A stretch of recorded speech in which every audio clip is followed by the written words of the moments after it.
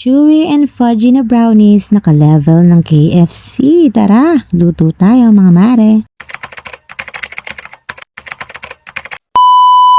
Dahil nga bakasyon ngayon ng mga bata ay naisipan ko silang ipagluto ng merienda. Tamang-tama nga at may stocks ako dito na brownie mix kaya naman tara at magluto na tayo mga mare.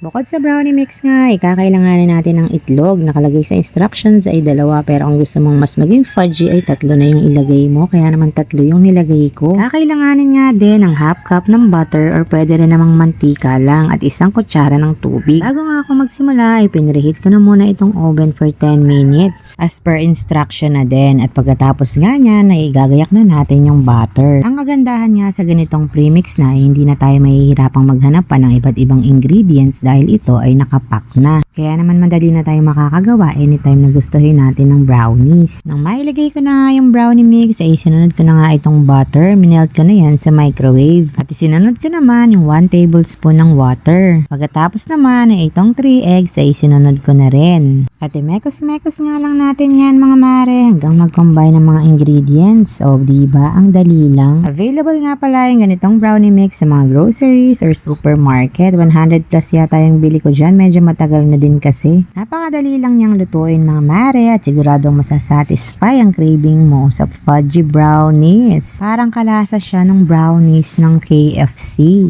At pag ganyan na nga yung consistency, ay pwede na yang ilipat sa pan at i-bake. Bago naman natin ilipat yung butter, ay gigrease muna natin itong pan para hindi manikit or pwede rin kayong maglagay ng parchment paper. Mas maganda rin kasi yung may parchment paper para mabilis siyang matanggal sa tray. Kaso nga lang ay wala akong available dito sa bahay kaya naman ginrease ko na lang siya. At pag nailipat na nga sa baking pan, ay spread mo lang siya hanggang sa ma-flatten at okay na yan mga Mars. Ready to bake na tayo.